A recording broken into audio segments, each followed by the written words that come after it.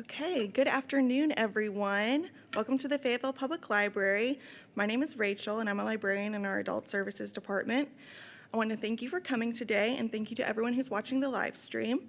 As always, we have our program evaluations in the back of the room. If you wouldn't mind to take a moment to fill those out on your way out, we would really appreciate having your feedback. And today we are happy to have author Craig Shelburne with us. Craig grew up in rural Nebraska watching the Grand Ole Opry on TNN. He moved to Nashville in 1994 and earned a journalism degree from Belmont University.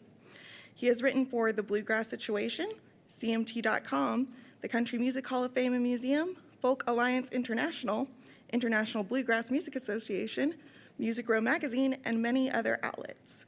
In addition, he has produced 3 Americana Fest music festivals for the Americana Music Association, and 100 Years of Grand Ole Opry is his first book, which we have on sale in the back of the room.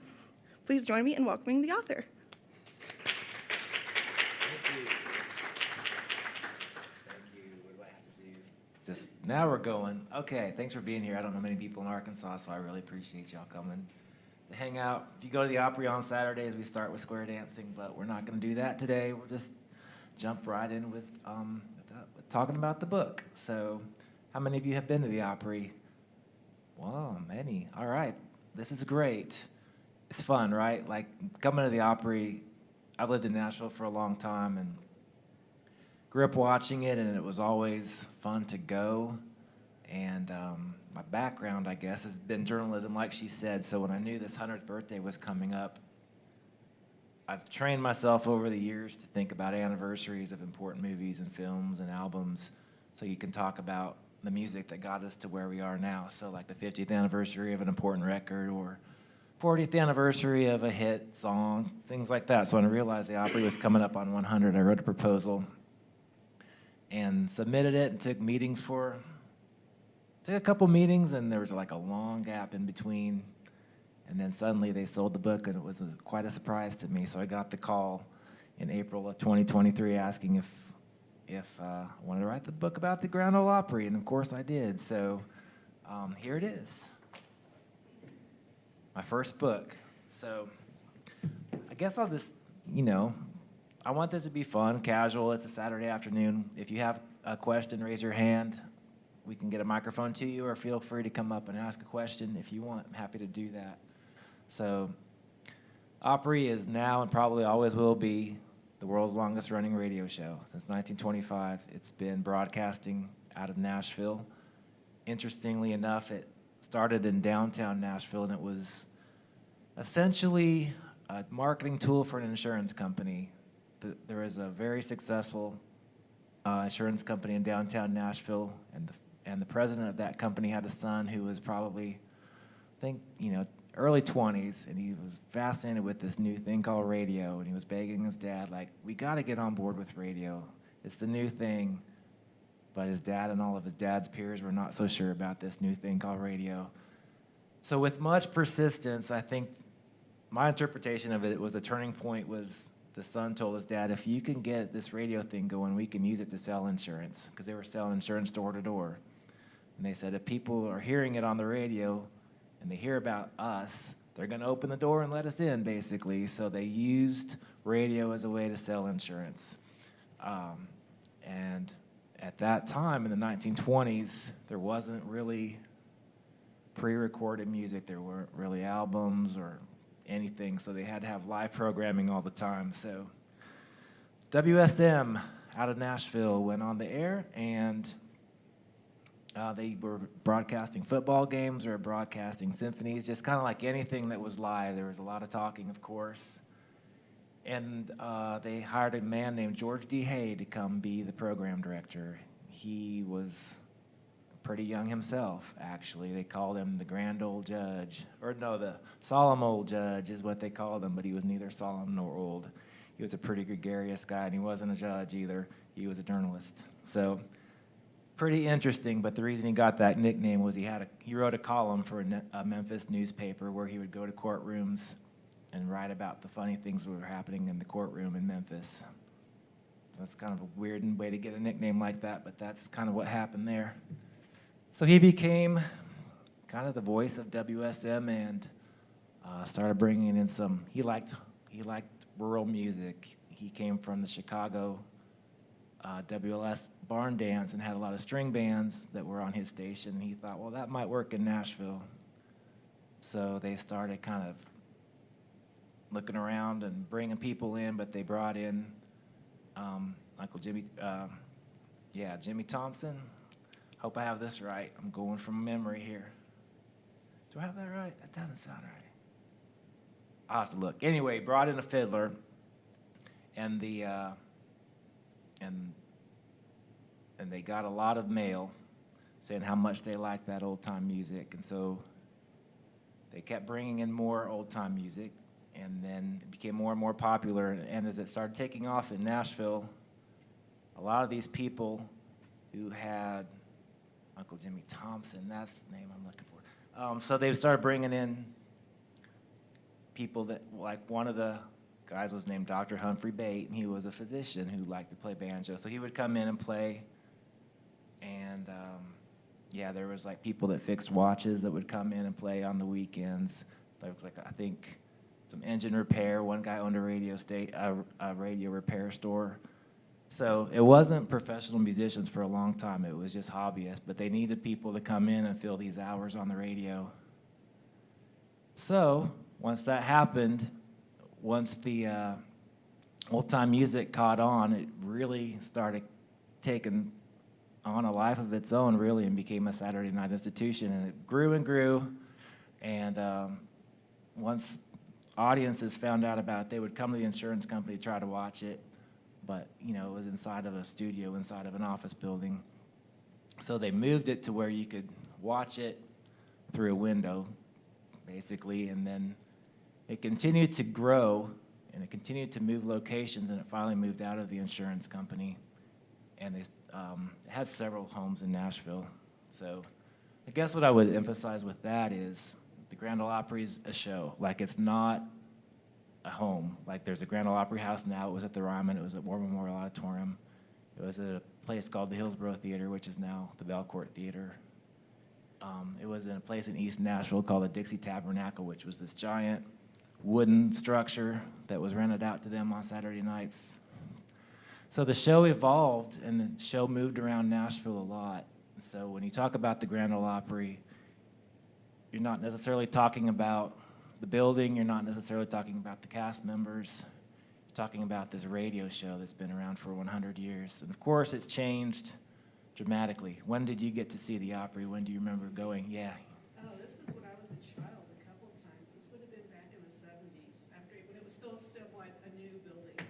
Okay, yeah, so the Opry moved into the Grand Ole Opry House in 1974. Yeah, it would have been shortly after. Yeah, okay. So when it moved out to the suburbs, it was downtown for a long time. It moved out to the suburbs, and for years and years and years later, it was called the New Opry House. Even up until like 2015, people were calling it the New Opry House, even though it had been there for 40 years. The old people, they still didn't like that. Yeah, that's right. The old people.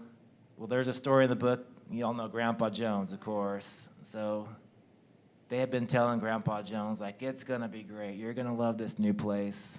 All the parking is so easy. He wasn't sold on the idea, so he came to opening night, pulled in there, couldn't find a parking spot, turned around and went home. So he was not part of the opening night of the Grand Ole Opry. It took a while, didn't it, to get kind of the old timers to understand, like, this is a good thing. This is a very convenient thing for Nashville tourism.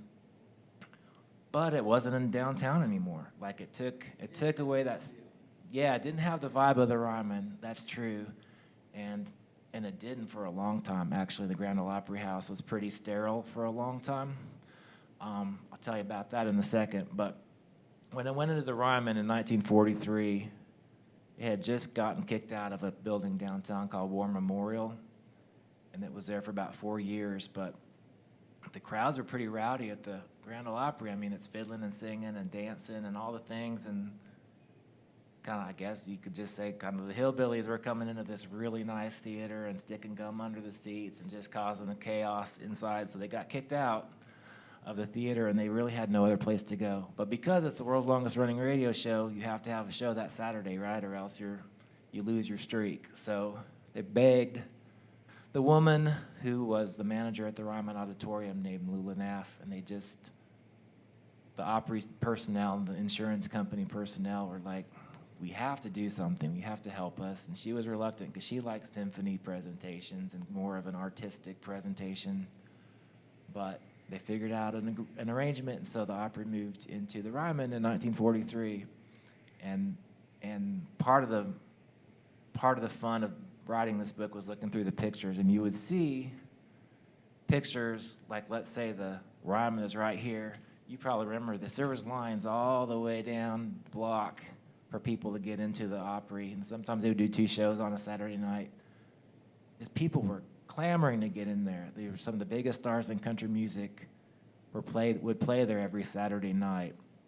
And at the time, Opry stars were kind of expected to play every Saturday night, so you would get a star-studded show every Saturday.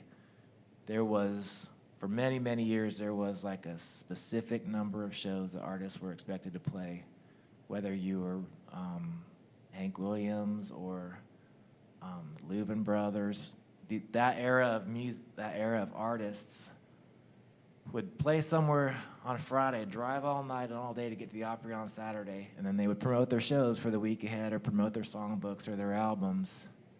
And then see you later, they'd get back on the road. But it was, as I worked on this book, I really liked that imagery of country.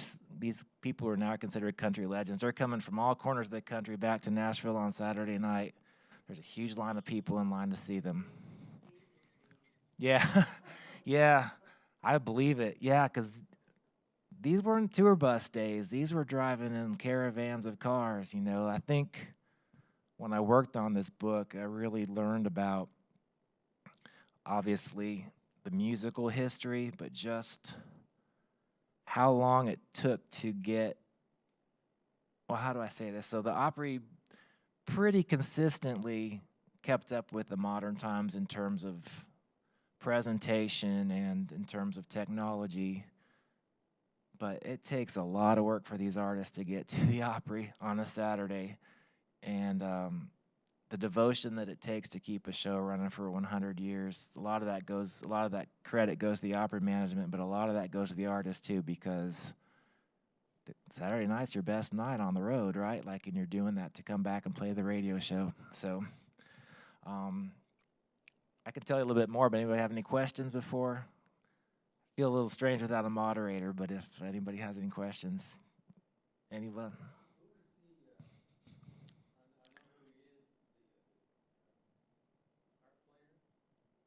Oh, D4 Bailey? Yeah. That's one of the most interesting stories of the Opry. So, yeah, so D. Ford Bailey was one of the most pivotal figures in those early years of the Grand Ole Opry. He was a harmonica player. He grew up in Tennessee.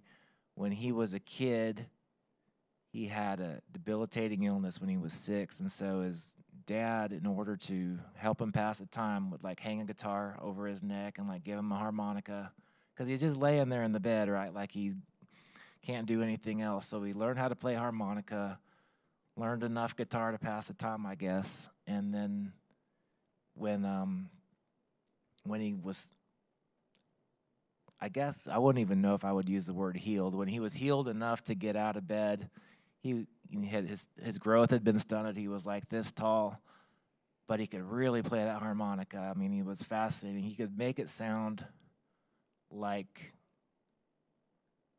I don't know how, like he could make it sound like a train whistle sometimes. And he had a song called The Fox Chase, and so whenever he would play this song called The Fox Chase, listeners would write in these letters and saying, my dogs go crazy when you play that song, because it sounded like a dog call in the hunting, I guess. And he became very famous as a harmonica player on the Opry. And so on the night that the Opry got its name, George D. Hay was in the studio with D. Ford, and they were waiting for the shows to end. By this time, there was syndicated shows, so they were playing the New York Opera and of Robin Hood, I think, and then there was another program that they were waiting. They had to wait for these programs to end. And so he and D. Ford had been playing, they'd been in that studio hundreds of times together. for the Opry broadcast.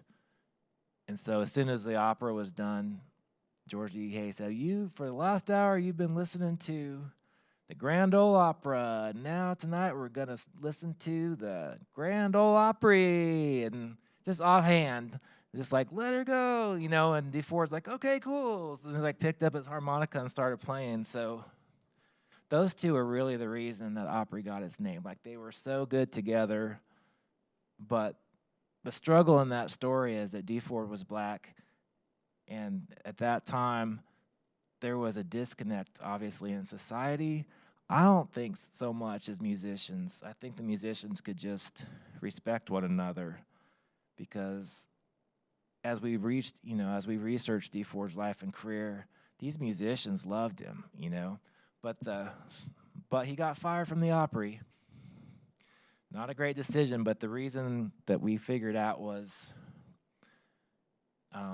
so when you license a song, a lot of songs will be licensed through BMI or ASCAP. Those are the ones that monitor the performance royalties. And there was a lot of contractual stuff going on at that time with ASCAP. And so the Opry executives say no more ASCAP songs because we have to pay them twice as much. If you play songs that is under that catalog, we have to pay too much because they're going to raise a license. So rather than, here's the business side of it, rather than agreeing to pay that elevated license, we just won't play any of their songs. Which is fine except for DeFord, because all of his hit songs that people loved were licensed by ASCAP. So he'd say, I wanted to do Fox Chase. And like, no, you can't do that one. So basically, one of the Opry's most popular stars couldn't do his most popular songs. And he got really frustrated, and there was a clash, and management finally just said, this is the way I interpret it. It's like, if you're not happy, you're gone. They fired like their most popular performer. And so obviously that clash got resolved eventually. Once the ASCAP BMI dispute was over, he didn't come back. They didn't invite him back. Terrible decision, in my opinion. So people missed him. He was great. And so they would bring DeFord. This is in the book too, but Opry personnel decided to bring DeFord to hang out backstage so it didn't look bad. And he did that once or twice, and he's like, no, I'm moving on. So he didn't come back for a long time. And then when the Opry started having milestone birthdays, they would kind of encourage him or ask him, and finally, through some people that he trusted, the right person made the request for him to come back and do an old timers night, and he got to have his moment again. So he did come back and play the Opry, but he was never reinstated as a member. But you think, that happened a long time ago, and his legend still is there. Like, people still talk about DeFord. He's a pretty important figure, and he's in the Country Music Hall of Fame, as he should be. He really set the tone for, like, audience engagement at the Opry. People look forward to hearing him when he played. So think about how fascinating this is as a radio show, because they don't tell you at the beginning of the show, this person's playing at 7:10, this person's playing at 7:20. You just don't know, and you don't have the internet, of course. So it's exciting to listen to the Opry in the 50s and 60s because you don't know who's coming up next. So, yeah, it's pretty fun. Any other questions? Great. Okay, since we're in the Ozarks. Yes. So what I understand is that Judge Hay was inspired by some kind of little concert in the Ozarks when he went to central North Arkansas to cover a funeral of what? It wasn't the Louisiana Hayride. This was probably before the Louisiana Hayride, but this is what gave him the idea, is that he went to he was covering a funeral, and I forget where, but it was just right on the Missouri border, kind of in north central Arkansas. Okay. And there's been kind of this little controversy for hardcore music nerds like myself. Was it Arkansas or was it Missouri? Yeah. Where he saw this concert where it inspired. It's in I think the Charles Wolfe biography, didn't he write a book about Yeah, it? he did. He did. He Mm-hmm. mentions that in that book, and there's another local historian who did some research. So I was wondering if that showed up in your research. No, not too much. No, but that's that's all interesting to me. But I'll tell you the thing about writing this book, when you've got like 100 years, you move pretty quick. Yeah, but but George D. Hay definitely absorbed the world around him, so it wouldn't surprise me that he kind of modeled. I mean, he was inspired by the barn dance, and what inspired the barn dance was probably something that he heard in the Ozarks, and just evolved into his idea for. Basically, it was like the WSM barn dance before it got its name. So George D. Hay was a pretty fascinating figure. I didn't know much about him when I started this book. I kind of came into country music like in 1990, and then I loved what was happening in the 90s, but I was also kind of going back in the 80s and 70s at that time. And then, the 60s and 50s, but I never, because George D. Hay wasn't a musician, so it's not like you go listen to his greatest hits. You just kind of have to figure out through context what he achieved. But he was a pretty young man, but he had a nervous breakdown because of the pressure of doing this weekly radio show and probably some other circumstances. So there was another WSM executive who was 30 years old named Harry Stone.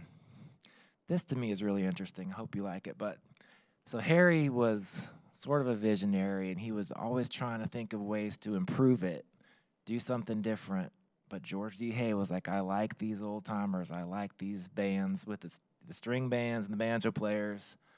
So like Dr. Humphrey Bates' band got renamed like the Possum Hunters, and there was like the Skillet Lickers. Like he would come up with these real hillbilly names for these bands, dress them up as hillbillies for promotional pictures, which is kind of, it is what it is. But Harry Stone over here is like, we got to make this cool. We got to do something different. And this is within 5 years of the Opry starting. They're already trying to reinvent it. So he found a vocal group that brought on the Opry, and they were singing about the home in the hills, like their songs were about very nostalgic things, but it was a very sophisticated way of singing, and listeners liked it. Listeners enjoyed hearing the vocal groups. And then here comes Eddie Arnold, who has he was playing with Pee Wee King's band, but he had his own thing going. People could sense that he was special, and so he was one of the very first to kind of stand out as a solo performer, like a star in his own right. And then by that time, you already had Bill Monroe, Minnie Pearl, Roy Acuff in the cast, and the Opry shifted away from the bands and into like the singular star, the artist, the focal point. And that's kind of when the concept of a cast and a recurring cast of characters came around. Before that, it was just like, hey, if you're in town, come up and play on the radio station. But once they had some star power they were dealing with, it became a very desired gig. And NBC Radio Network at that time picked up a portion of the Opry, which took it beyond just the South, and it took it all over the country. That's kind of when the other barn dances started to fade out and the Opry exerted its dominance. And then because the Opry was in Nashville, there was a lot of music industry stuff going on before the industry kind of really existed. It's explained better in here. But because of the Opry, the country music industry had a really good network in town of smart people that kind of understood how to make this industry profitable. So Opry is a very important part of Nashville. Sometimes it gets overlooked as a tourist attraction, which it is, absolutely it is. But man, the things that the Opry contributed to Nashville, it can't be understated in just American music and history. It was really amazing to be part of the book. And the Opry opened up their whole archive to me. They didn't really set restrictions on what I could see or who I could talk to, and in a lot of cases, they helped me reach the people. And the archivist at the Opry would sit in the interviews, but she would never interrupt or say, no, don't talk about that. So putting this together, we really got, in my opinion, we really got the actual story. It's got the stuff with like D Ford, where that was sensitive material. In the 70s, women were not treated well at the Opry, as they should have been. They were making some of the most creative music there was. But what I realized, that there was one year in I think it was like 1973 or 4, And like a lot of women were having hits at that time, and they were on the Opry. And like 1 year later, it just dropped off. So I don't know where I'm going with that story, but it's just like women were doing so well, and then they weren't. But you can't just pretend that it didn't happen. So you kind of have to examine everything when you're doing a book like this. Ageism, I'm sure you've all heard those stories about the Opry too. So in the 90s, there was a big wave of new artists that came along, and the older artists felt like they were being shoved aside in order for the younger artists to have a slot, because the younger artists didn't pay their dues, and they hadn't played the Opry for 40 years like we did. So that was when I moved to Nashville, was in 95. I moved there in 94, and that was kind of starting to happen when I got there. Opry really had to struggle through that, but part of the fascinating thing for me writing the book was a lot of those people who were younger then are now kind of like the elder statesmen of the Opry, and they remembered that time, and those conversations were pretty difficult to have. And Ricky Skaggs was one of the people I interviewed, and he said he remembers he didn't want to have the pity party with the older members. Like, he understood where they were coming from, but he didn't want to like dismiss any of the new members and the younger artists, because they all looked up to him. So he wanted to make sure like he was stepping into that role as a role model too. He described it as an identity crisis, and it took a period of 6 or 7 years, I think, for that to smooth out, because these old timers that played the Opry played it for a long time, and they wanted to be out there. Billy Walker and Charlie Walker and Charlie Louvin and Jan Howard, and you would go to the Opry, and for a period of time there, it was kind of the same lineup every week, because it was the old timers that wanted to play it while everybody else was out making money on a Saturday night. But as that generation started passing away or retiring or unable to sing anymore, they really had to invest in the younger crowd. So I think it was fascinating writing this book, because this will be weird to some of you maybe too, but like the 90s are history now. Like, we have to look back at the 90s and think and look at it from a historical lens and see how those decisions affect the way that the Opry is now. So yeah, pretty fun. This book was really enjoyable. If you look at the cover, it says written by Craig Shelburne and members of the Grand Ole Opry, which is really true. We sat with about 60 Opry members. Most of them came to the Opry on the night that they performed, sat with us before they went on. Some of us came in on their day off, like Lori Morgan and Pam Tillis and Allison Krauss. Like, they weren't necessarily playing the Opry that night, but they had time on a Tuesday, so we would go out there and have a long interview where they weren't trying to get on stage. And so it almost became like oral histories to some degree, because we spent a lot of time researching before we interviewed anybody. The interviews were far deeper than just like, what do you think of the Opry? Like, it was really, because of the Opry archive, we could really get the story that we thought it was and find out if that was a story, if that makes sense. You could talk to Lori Morgan and say, is this how it went? Is this how it happened? And she could say, not exactly, and then clarify it. Then you've got it firsthand of how it actually went down. So it also surprised me how often I made these people cry. It was pretty wild, because once you get into those emotions of, if there's musicians in here, I know it's like you just dream of being on the Opry, and suddenly you get to see it, and suddenly you get to sing on it, and then maybe you get to be a member of it. And these artists would go back through their own personal history and think about those emotions and cry, and it was great. But we didn't film any of it. We just recorded it as audio, so they felt very much casual and at home. We got a question from Betsy. Oh, I did. Yeah.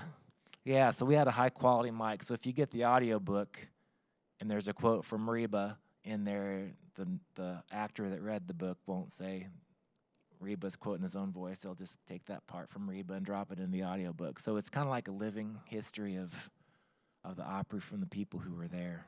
So I made Reba cry, y'all. I wasn't prepared for that, because she was talking so much about being a kid and going to the Opry and loving it and going with their parents, and then seeing Dolly the first night she was there, and Dolly was a surprise guest, so one of Reba's songs got cut, but she didn't care because it's Dolly, and there she is, and it was like this really cool moment for Reba. But then I asked her about, she was a fan of Barbara Mandrell, and Barbara was a pretty important figure in the opera and in country music in the 60s and 70s especially, and 80s too. And I asked Reba, do you remember when you learned that Barbara was retiring? Pretty much, not a confrontational question, not a gotcha question. And she paused, and she's like, yeah, she called me, and then told the whole story about it. And those are the moments that I think tell the story the best. That one didn't make the book, but it was the personal connections that these artists had with each other that really, I think, got them the most emotional. I think a lot of it was intergenerational too. These younger artists and the older artists, other than that period in the 90s, like they really, if you go to the Opry now, these older artists love the younger artists, and the younger artists make sure they go out and see Vince Gill and give him a hug and write songs with him. It's great now. Like, it's pretty fun to see it in its 100th year that a lot of the things that the Opry went through and those challenges are kind of not as much of an issue right now. Obviously, there'll be situations in the future that are challenges, but right now it feels really good when you go to the Opry. So it's a happy ending. It takes a while to get there. Any other questions? All right, Kevin.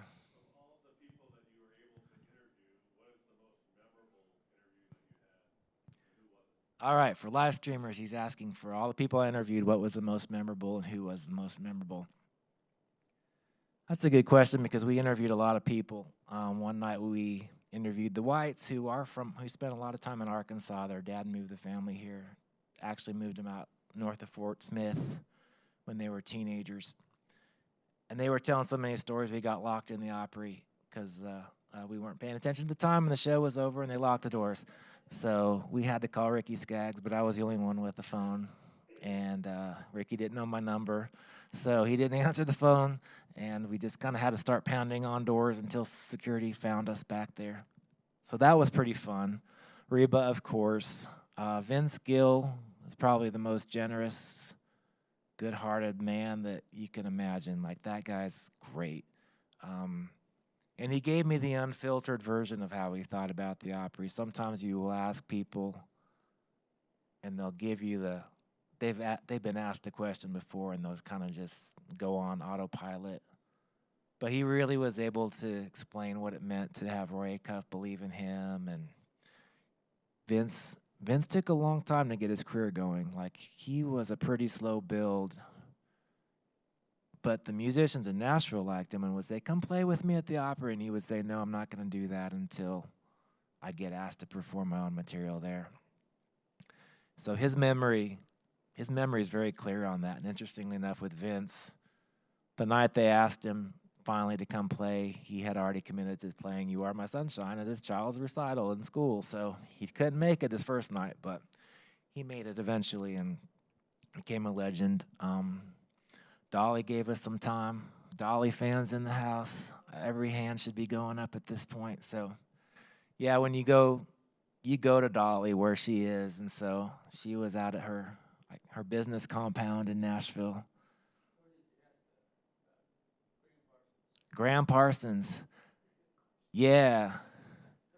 Yeah, Graham Parsons. So the Byrds, yeah. So the Byrds, So, like, there was a West Coast country scene going on with the Byrds. Nashville people kind of liked it the way it was in Nashville. They didn't quite get what the Byrds was going on. And Graham Parsons was a very influential figure in that West Coast sound. Very adventurous.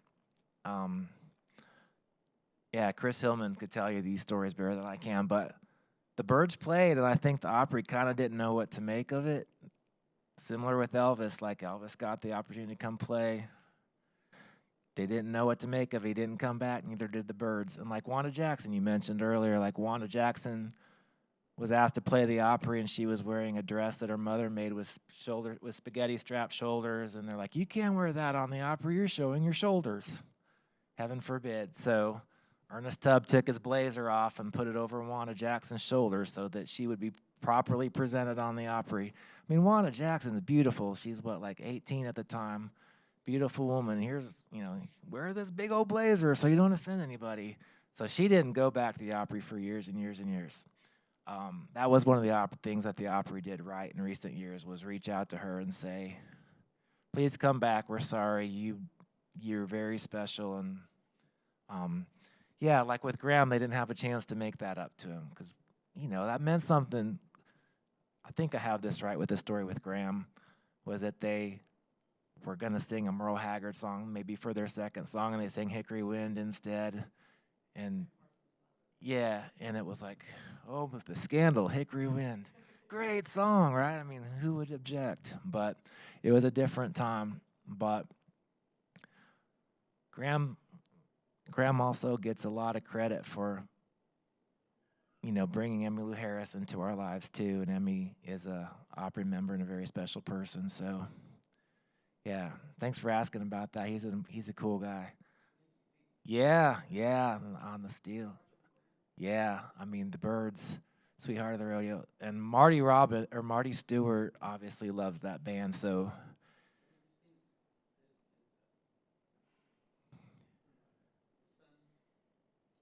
Which one, Marty Robbins' son? Yeah, yeah, and even Merle Haggard's son, and Lucas Nelson sounds like Willie Nelson, and Shooter Jennings has just put out some stuff with Waylon's.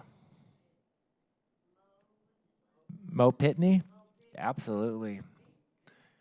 He's got it, yeah. So Mo's played the Opry quite a few times. He had a record deal on a label in the 2010s, and he never had a hit, I think, because the traditional thing doesn't work with radio all the time. Yeah. So if you're looking, we could talk about Nashville too if you want, but like there's a generation of people, of young artists who are like 30 and younger that really, really love traditional country.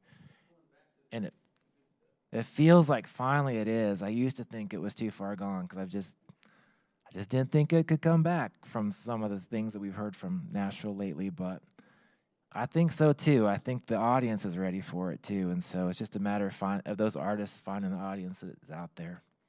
All right, I've been talking a lot. Any other questions? You have something? Any country fans, country history questions that you want to talk about? Well, this is fun. I like talking about the Opry. So, yeah, I'm happy to sign books. The book is a lot of fun to I want you to read it, of course, but even if you just have it as a coffee table book, I like it because they opened up their photo archive to us as well. So the way that worked is when I would write the pages, I would send them to our photo archive, and then they would search the database for that moment I was writing about. And because they had Les Leverett and all these amazing photographers over the years, almost always they could find a photo of what I was writing about. It's incredible. I mean, you can't Google that. So as you're reading the story, you're actually seeing it happen on the page. And it's pretty emotional because you're looking back on pictures of Bill Monroe and Minnie Pearl as youngsters, and you think of them like when I moved to Nashville in the 90s, they were the elders, but when you look at this, you see them in their prime. And in 2010, some of you may know, Nashville had a devastating flood that went through the entire city, really. So Nashville is built, I'll say this, the Cumberland River weaves its way through Nashville. It goes through historic neighborhoods, new neighborhoods, old neighborhoods, young people, old people. Like, everybody got nailed that lived along the river. It did not choose any demographic over the other. And the Opry House got flooded. It got wrecked. It was destroyed. The Opryland theme park, yeah, that happened too. Yeah. So, yeah, Opryland, the theme park is interesting. But when they had the flood, they had to move the show to like 7 different locations around town because they didn't want to lose that streak as a Saturday night show. But they also wanted to control the narrative because remember, this is a corporation. So they didn't release a whole lot of pictures of just how bad the flood was. So when they opened up the archive, to me, this time it was my turn to cry because they showed the backstage area and there's this awning that says, Backstage at the Grand Ole Opry. And hundreds of people have walked through it over the years. I walked through it many times. And the water was right up to the top of the awning. Like there's just no way to get in there. And I just thought this was, it really touched me because I thought the Opry got through that. I mean, it's gotten through a lot of things, but it got through that. Yeah, that flood was awful. They had to go in a canoe. But there's a circle in the middle of the stage at the Opry, and that's kind of a historic circle, and it was cut from the boards of the Ryman and moved to the Opry House in 1974. And that was the first question everybody had. What happened to the circle? Where's the circle? Did it make it through the flood? So when they rode the canoes in there, the stage was wrecked. Like there were boards everywhere. But this circle that had come from the Ryman had been varnished with marine varnish so many times to make it shine because it was a special piece. It was a showpiece, and they wanted it to stand out. And so among all this wreckage, there was like this perfectly preserved wooden circle. Wasn't warped, wasn't damaged at all. Made it through like the worst flood in 100 years perfectly. So that's perseverance, I tell you. And then, during the pandemic, is that when you're going to stop being the world's longest running radio show at 95 years old? Like, you can't stop then either. So people would go to the Opry House alone or with, 2 guitarists that were their friends, and one would sit here, and one would be over here. And there was an audio engineer and someone filming it. 5 people in the Opry House are singing to a completely empty Opry House. That's what made them cry of the new generation. Because it's historic. Like, that's going to be something that they talk about when they're in their 70s, singing at the Opry to empty chairs. Crazy. But the silver lining of that is that they filmed it because we're all at home, right? We're looking for something to watch. So those programs ended up reaching an international audience. And the Opry broadcast became the most streamed, the most streamed live broadcast in the world. Like, it became the most watched music stream in the world during the pandemic. And so now there's an international audience that's really interested in the Opry and has seen it and kind of understands what it is. And so I guess it was September, the Opry went to Royal Albert Hall in London and had a sold-out show, and it was a huge hit. So suddenly this modest show in downtown Nashville from an insurance building was like an international phenomenon. It's crazy to think, but the story's not done. I mean, the story keeps going. I didn't know about that when we finished the book. We didn't know there was going to be a Royal Albert Hall show. So hopefully whoever writes this next book, that's a great place to pick up the story. So, did you find when you were researching that each generation had a story that connected, like COVID is going to connect to this generation, the 90s or whatever? Was there something in each decade or each generation of performers that was like a common theme for that age group? Yeah, so she's asking, was there a common theme among certain generations? Yeah, the newer ones were remembering COVID and remembering Jeannie Seeley. They all loved her. Every young person that came in was like, she's the best. She's my friend. We text each other all the time. And I'm thinking, Jeannie's text messages must be going all the time. But Jeannie loved the new generation. And then in the 90s, a lot of it was because they really loved being there when they could see Minnie Pearl. Like, Grandpa Jones was still at the Opry. If you went to the Opry in the 90s, you would see Jimmy Dickens, and you would see Porter Wagner, and Jack Green would come out and sing, and Jan Howard and Gene Shepard, and like, you would get an education, and they loved that, and they were fascinated by having a chance to interact with people that they knew. People like Connie Smith and Dolly and Barbara Mandrell of that era, they remember. This came up a lot. The dressing rooms at the Ryman, because the Ryman is it's an auditorium in downtown Nashville, and at that time there was basically 2 bathrooms that were kind of like dressing rooms, but also kind of like bathrooms, and one was for the men and one was for the women. So when Lori Morgan's dad was an Opry star, so she was around these women a lot, and she remembers like 7 or 8 women on the show are in there trying to change clothes and spraying their perfume and getting their hair right, but they're like probably the size of this black stage right here, trying to get it all ready for the show. And it formed a bond between these musicians, I think, because they're all in close quarters. And then the men had the other room, but like they weren't exactly had a lot of elbow room either because they had their bands with them, and yeah. So that era was playing at the Ryman. Yeah, the Ryman holds a lot of memories for people. If you ever get a chance to come to Nashville, the Opry is there in January and February usually at the Ryman, but it has concerts all year. A lot of bluegrass. If you like bluegrass, it's a great time to go in the summer. Anybody else? Quiet in the back row here. You came in. Are you a country fan? Putting you on the spot a little bit. Okay. A country fan? Like Riders in the Sky. Yeah, those guys are great. So I'm glad you brought them up because they're very important. And I think what they do really well, the Riders in the Sky, they open the show most nights. So on Saturdays it's the square dancers, but if you're out there on Tuesday, Wednesday, whatever, curtain comes up and there's these 4 dudes dressed totally Western. They look like Roy Rogers and Gene Autry, and yeah, and they're funny and they can still sing well and they riff on each other, but they had some songs in like the Toy Story movies. So when they sing those songs, the kids are like, "Oh, I like this," and you know, they tell the same jokes that I've heard a lot, but the audience still likes it. Like, what's the one? Don't take a laxative and a sleeping pill at the same time. And then everybody laughs and goes, "But if you do, you'll sleep like a baby."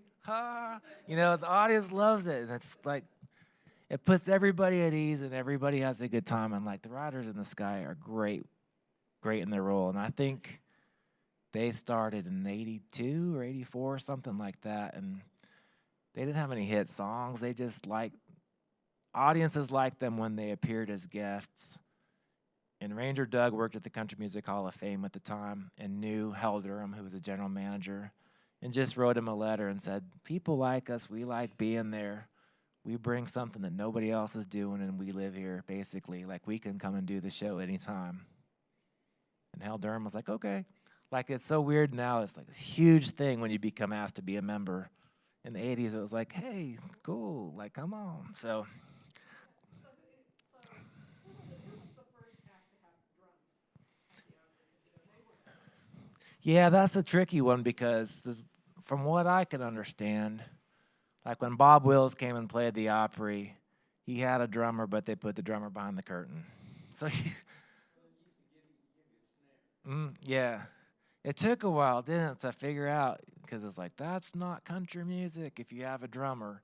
And now there's like saxophones and everything you can think of on the Grand Ole Opry. Yeah, that's one of those questions that's hard to pin down. It's like the question of when did the requirement go from like 26 Saturdays to 13 Saturdays? You never really know because it was just like every week they had to evolve as things went on, and they didn't like write press releases or anything. So yeah, drums at the Opry, you would never think that was. It came up a lot. We were trying to pin that down. I'm glad you asked that. Many years ago, I had the opportunity to interview Ray Price. Oh, wow. And he told me that they put drums on wheels Mm. and wheel it out. Because they said if they made it mobile, it wouldn't really, I don't know. Yeah, then it's not part of the house band. Just wheel it out there and wheel it back. Yeah. Ray Price, that's a voice for the ages. Yeah. Ray Price was Hank Williams' roommate at the time when Hank was on the Opry. And yeah, that's something that I took a little bit of time to figure out, the whole situation of Hank Williams' exit, because he was fired from the Opry by Jim Denny, and I didn't really understand Jim Denny's role. And I went down that path to figure out who is Jim Denny and why was he doing this. And yeah, it's.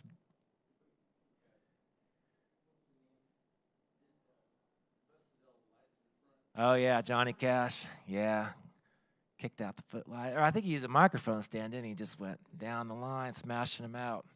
Yeah, yeah, Johnny Cash. It's interesting because Johnny, he's in there and then he's not. And I think Roy Acuff, this didn't make the book because this is just things I could never confirm, but people told me, is that Roy Acuff would always tell Johnny Cash, when I go, this is yours. Like, you will be the one to lead the Opry into the future. And Johnny Cash would say, no, that's not what I'm going to do. And Roy would say, yeah, this is, you're the one to carry this on. But that didn't actually happen. Johnny Cash played occasionally after he left, but he never came back. I would say if anybody kind of took that on, it was like Porter Wagner and Jimmy Dickens kind of emerged when those people, those early influential people died in the 90s. I would say Porter and Jimmy Dickens kind of they stepped forward to wave the torch and wave the flag. And Jean Shepherd was dear. I mean, I wish I had a chance to ask Jean Shepherd about her opinions, but I did not. I missed that opportunity, but I sure do admire her for what she contributed to country music history, because she was a pioneering figure, and she wanted you to know that she was. But when her husband died in the same plane crash that killed Patsy Cline, and so that, and Jean had kids at home, like young children, and so there is a story in here about the Opry personnel driving up to Jean's house and saying, we're ready for you to come back when you're ready. We miss you. And it meant a lot to her. And this was a video interview, so it actually was her telling the story, which is gold when you can find that. But she was saying, Jean was just saying that first night was pretty rough, but once I got through that first night, I knew I could do it. And then she ended up being the woman who was on the Opry the longest in history. So thank goodness that she was able to power through, because I can't imagine those emotions. Yeah, losing Patsy Cline. I'll just maybe say this about Patsy. So she had a big hit from being on a TV show and then went away. In 1960, she came back to the Opry, but she had nothing going on. There was nothing going on. She was divorced. And a guy that was like a guitarist sideman at the Opry who toured with people at the Opry when they went on tour befriended her and said, I'll be your manager. Like, let's come to the Opry and try to get this career going, because you deserve it. You're great. Let's see what we can do with the Opry. So they started bringing her back for guest appearances, and then she turned to Ott Devine, who was the GM at the time, and said, how do you get to be a member of the Opry? And he goes, well, if you want to be a member, you can be a member. That's how she became a member. It's just like she brought it up. But through the Opry and through Owen Bradley and her recordings that she made with Decca, which are brilliant, she became Patsy Cline, the legend that we know. I mean, without the Opry, I don't think she would have had that second wave. So the way the Opry invests in its artists and takes chances on people, a lot of people sometimes dismiss the Opry as only chasing the new, but like the Opry has taken a lot of chances, and really it's kind of a low risk thing, because like if you bomb, it's 3 songs, and you don't come back. It's not really that big of a deal. And I've seen a few of them bomb during the research of this book, but like when they're great, like Josh Turner kind of begged to be on the show, slayed it on his first time, like got a standing ovation and everything, and proved that he could do it, proved that he was ready. And so when he just had got a record deal, didn't even have a single out, and they took a chance on him, and it paid off, so I think that's probably the thing that Opry, that part of it is sometimes overlooked, just how much they are invested in the creative community and willing to try. Give somebody a chance. Let the audience decide. I mean, I've been out there where bands, even though I'm not sure who they are, will get out there and they'll hit that 4-part harmony or something. The crowd comes alive. The crowd doesn't know who they are 10 seconds ago, and now they're like amazed, and they get a standing ovation, and it happens. There's not a lot of shows you can go to anymore where you can see something like that. So I love it. Opry is a star maker, yeah, and a taste maker now. Opry's done a really good job. I'm ambivalent about social media, to be honest, but they've done a good job of tapping into the audience that follows social media in order to develop new talent and to associate this rising talent with the Opry brand. It's a good move. And it's making a whole new generation excited to come to the Opry, which is extremely important. So I would encourage all of you, if you can get to Nashville sometime. In the 100th year, it's great. And actually, I'll say this and wrap it up, but November 28th is the actual 100th birthday. It's 100 years of the day that the Opry went on the air. And you can get WSM here in Fayetteville, I'm sure. So tune in that night. It's the Friday after Thanksgiving. You'll be there? Oh, you can hear there. Yeah, you can hear it. Yeah, absolutely. Turn it on. You can go to opera.com and figure out who's going to be there. But it's All-Star Night. Like, everybody's coming home for that. So it's a great celebration and a much-deserved celebration, because keeping anything going for 100 years takes some skill and some tenacity and a lot of support. So anybody else have a question? I can gush about the Opry some more. Okay, cool. Well, thanks for being here. It means a lot.